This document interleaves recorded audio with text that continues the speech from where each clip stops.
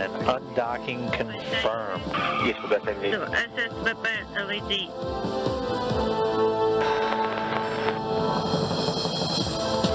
And touchdown.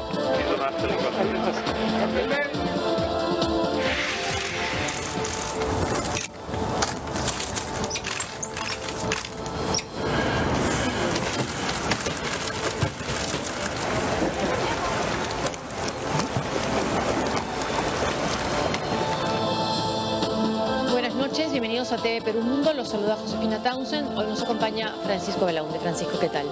El caso Odebrecht, como estamos viendo, ha alcanzado al presidente de la República, Pedro Pablo Kuczynski, quien negó reiteradas veces sus vínculos con esta empresa brasileña, aunque los documentos presentados por Odebrecht a la Comisión Lavajato dicen lo contrario.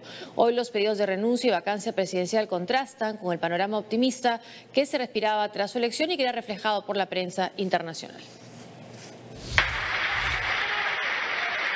Por sus cualidades y pese a haber ganado la elección ajustadamente, Pedro Pablo Kuczynski fue elogiado por la prensa internacional en 2016.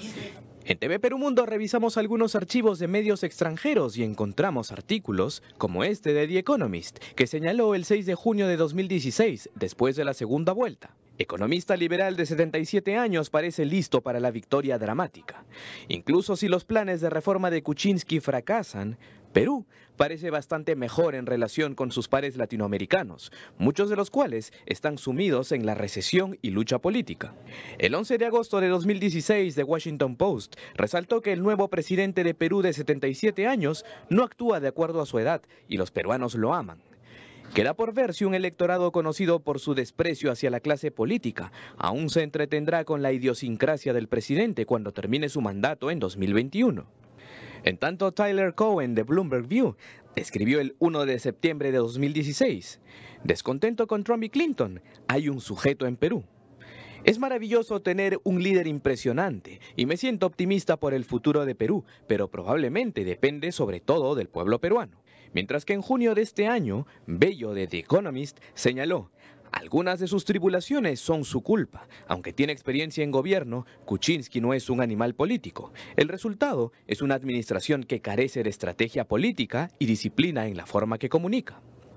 Todo esto contrasta con lo que hoy reporta la prensa. AP resalta, por ejemplo, congresistas opositores del Perú piden la renuncia de Kuczynski.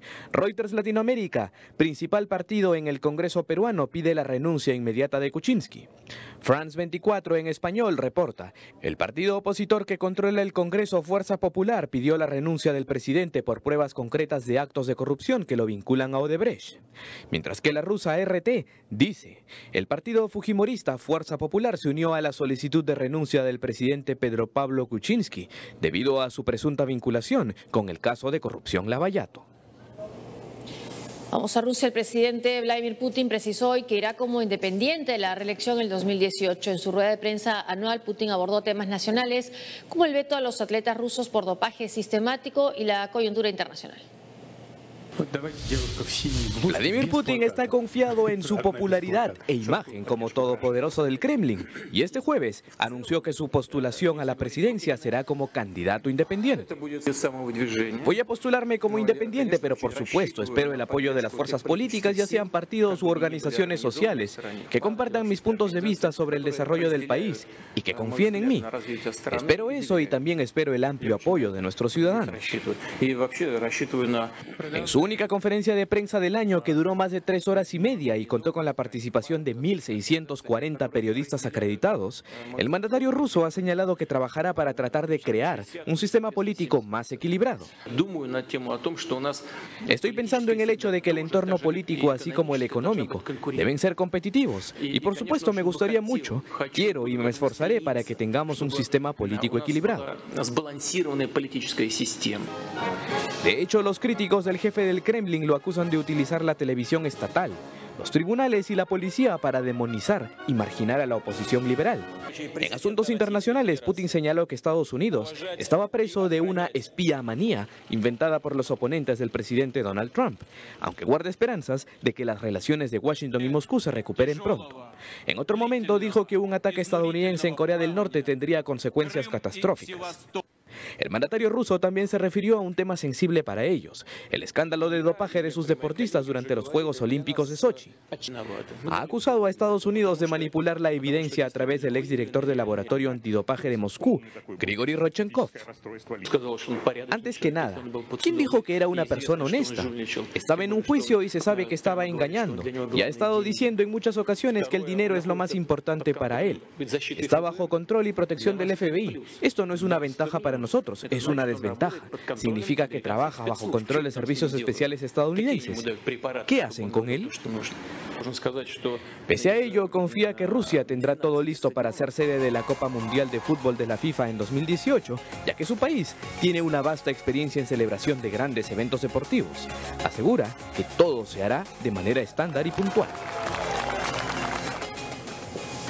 Bueno, parece que Putin ha encontrado la fórmula para mantener su popularidad a pesar de las sanciones, pero claro, no tiene una prensa independiente que lo pueda criticar, como sí sucede, por ejemplo, en Estados Unidos. Sí, en realidad lo que se prevé para las próximas elecciones es, bueno, el triunfo de Putin. En realidad la incógnita es el porcentaje de participación, ¿no? Que puede, digamos, se nota que hay cierto cansancio de la población.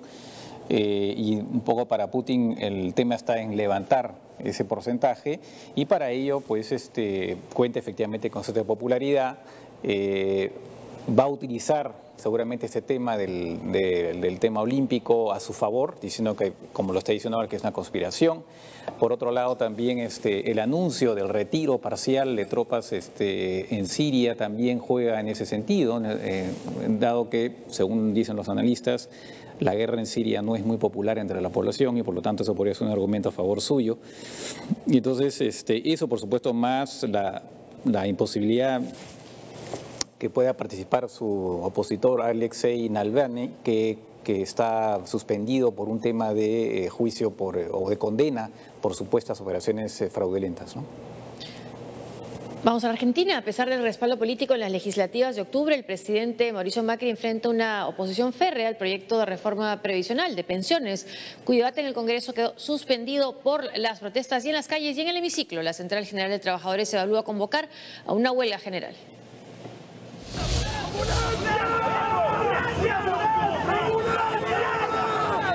Buenos Aires se convirtió en la ciudad de la furia. En las afueras del Parlamento argentino, centenares de manifestantes se enfrentaron a la policía mientras los diputados debatían la reforma previsional planteada por el gobierno del presidente Mauricio Macri. Sindicatos y movimientos de izquierda rechazan la iniciativa que busca cambiar el sistema de cálculos para el pago de jubilaciones, basándose en el índice inflacionario para atenuar el déficit fiscal. La represión hizo recordar a muchos la violencia desatada por la crisis financiera del año 2001. Diputados del kirchnerismo y de la alianza oficialista Cambiemos también se enfrentaron en el Congreso.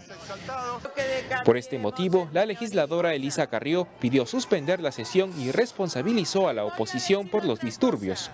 La violencia se opone a la Constitución y a la paz. Y como nosotros rechazamos la violencia, yo le pido al señor presidente que levante esta sesión escandalosa. El jefe del gabinete, Marcos Peña, calificó de piqueteros a los diputados kirchneristas y los instó a deponer la violencia. Tienen que tener la dignidad de sentarse y debatir. Tienen que tener la dignidad de perder cuando no representan una mayoría. Nosotros lo podemos decir con claridad. Cuando uno tiene convicciones, tiene ideas y tiene coherencia, el tiempo demostrará si tienen razón o no, pero no es a través de la violencia y la mentira que van a obtener una mejor situación para los argentinos.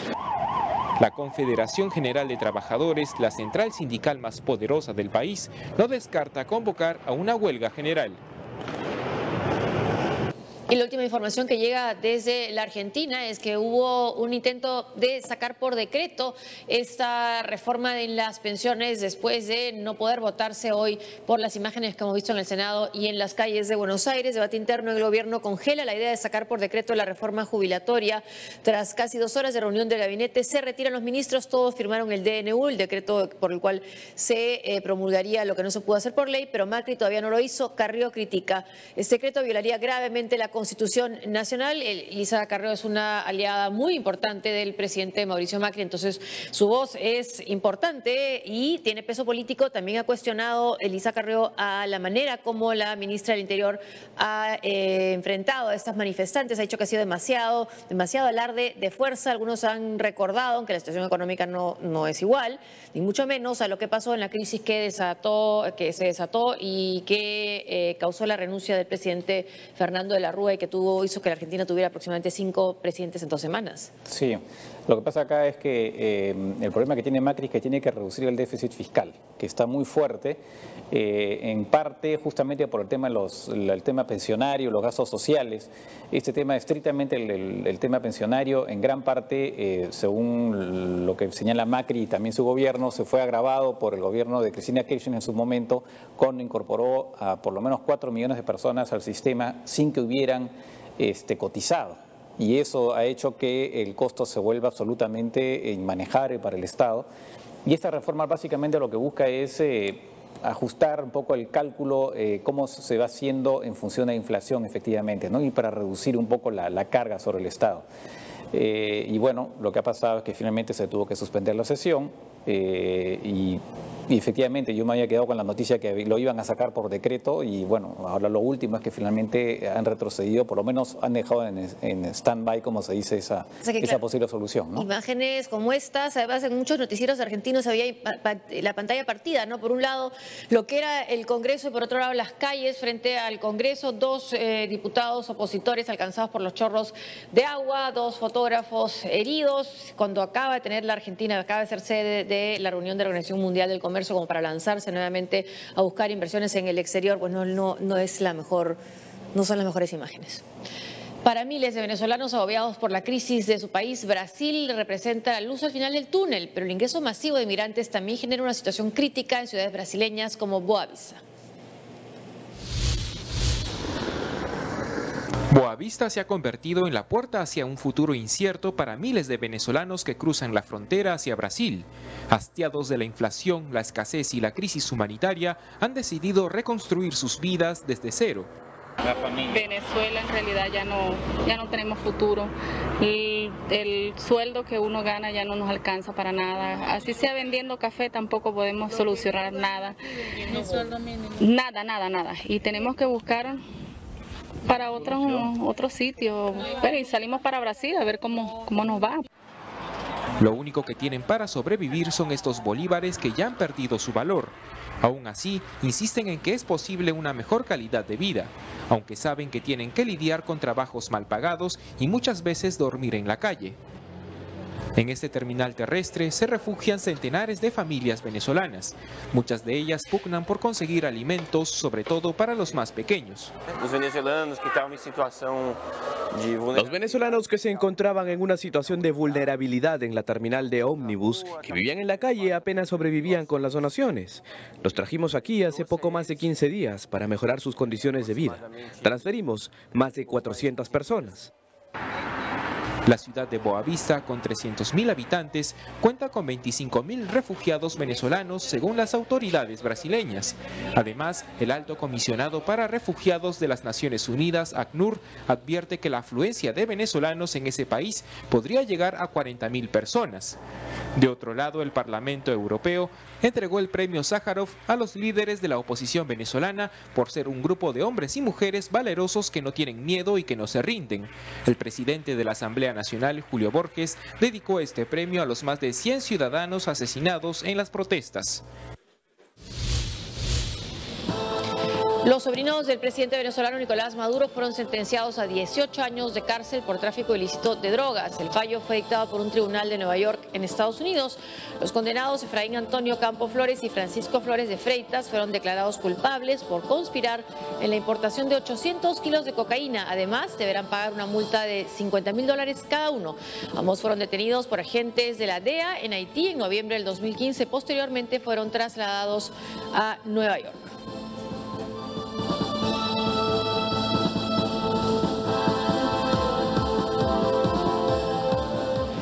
Bueno, no son los únicos venezolanos vinculados a la cúpula de gobierno acusados de narcotráfico, en este caso ya condenados. Ha habido también altos funcionarios del gobierno de Maduro que están en la lista de narcotraficantes del gobierno de los Estados Unidos, y esto coincide con la purga interna que hay en Venezuela, que ha comenzado Nicolás Maduro con exfuncionarios de la empresa petrolera estatal que venían de la época del presidente Chávez.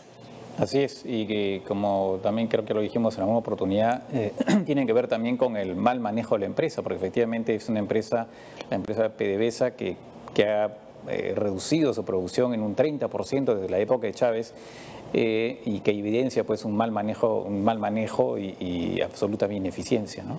Que además de corrupción también probablemente porque no tengan recursos para mantener los equipos.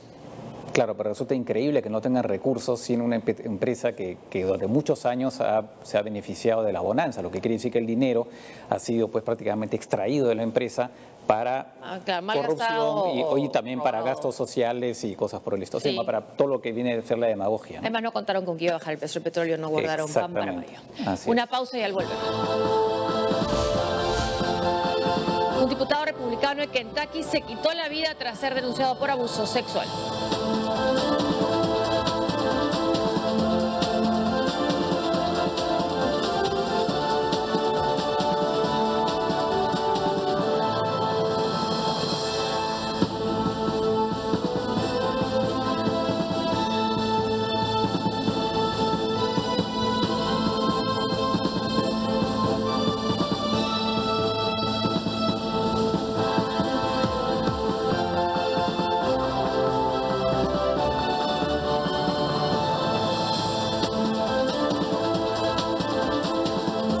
Política en nuestro país. Esto es la última información que tiene la agencia Reuters. El presidente Kuczynski pierde el apoyo, pierde ministros clave, el apoyo de ministros clave en medio de un escándalo. Eso dicen nuestras fuentes, dice Reuters, y señala que esta información les ha sido dada por dos fuentes del gobierno en medio de los llamados de la oposición para que renuncie. Los miembros del gabinete estaban en shock al enterarse sobre estos pagos que Odebrecht dijo que le ha hecho a una compañía controlada por Kuczynski, y se refiere a ministros claves y abogados del partido de Pedro Pablo Kuczynski. Quieren que renuncie, dicen estas fuentes que hablaron con la condición de no revelar su identidad por lo sensible de la materia. Veremos si hay más información que confirme este cable de Reuters. Otro tema, Estados Unidos. El legislador estatal de Kentucky, Dan Johnson, se suicidó de un disparo tras ser denunciado por presunto abuso sexual contra una mujer hace 5 años, cuando la víctima era menor de edad. El también pastor evangélico fue encontrado muerto en el puente Mount Washington, cerca de la ciudad de Louisville. Johnson, electo por la Cámara de Representantes de Kentucky en el 2016, también es recordado por comparar a Michelle Obama con los primates. Un día antes de su muerte, escribió en su cuenta de Facebook que sufría de estrés postraumático desde hace 16 años.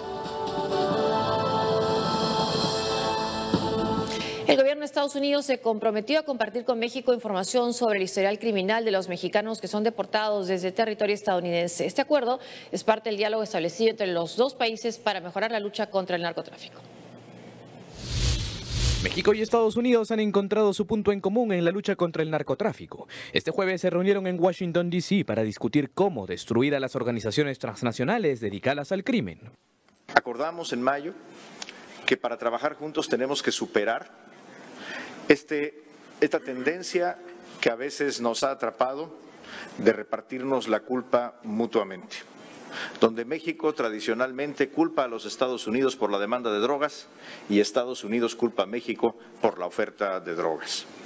Superar esta dinámica de asignación mutua de culpas implica confianza, implica mucho trabajo, implica acciones efectivas. Y es lo que estamos haciendo hoy. Este encuentro llega después de que el Senado mexicano aprobó un proyecto de ley de seguridad que, según los grupos de derechos humanos, puede dar un poder excesivo a las Fuerzas Armadas en su rol para combatir el crimen organizado. Para el fiscal general de los Estados Unidos, Jeff Sessions, ambos países tienen una gran responsabilidad en esta lucha. La violencia es producto de la riqueza, es producto del poder que viene con ella, la capacidad de estar fuera de la ley. Amenaza a naciones enteras y la capacidad de esas naciones para funcionar de manera soberana. Creo que todas nuestras responsabilidades son hacer todo lo posible para reducir esta amenaza que proviene de los cárteles. En Estados Unidos, la muerte por opiáceos, incluida la heroína, ha aumentado considerablemente en los últimos años. Esto planteó que ambos países norteamericanos unan esfuerzos para cooperar en materia de seguridad. El acuerdo incluye la creación de una base de datos con información de delincuentes que pasan por México y Estados Unidos vinculados al tráfico de drogas.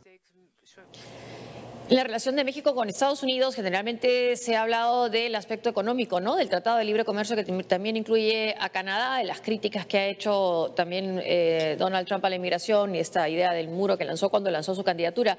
Pero México y Estados Unidos colaboran también en temas como este, narcotráfico. Sí, claro. La DEA efectivamente también está presente, digamos, siempre tiene una historia de presencia en México. Está el caso del Chapo Guzmán, que ha sido extraditado a Estados Unidos, y otros también narcos. Así que sí, hay una lucha efectiva, y esto, bueno, es un paso más en esta colaboración, que es una buena noticia en medio de, digamos, un clima no muy favorable en estos momentos entre los dos países, ¿no?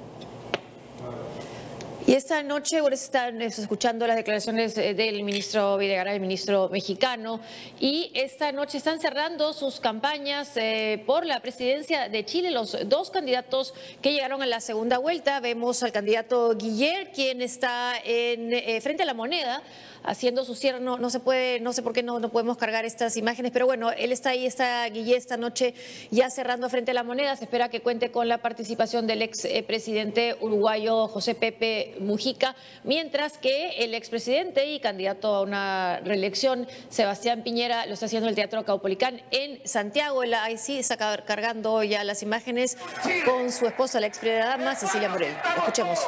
Orgullosos que le dé un espacio a todos los compatriotas. Y lo más importante,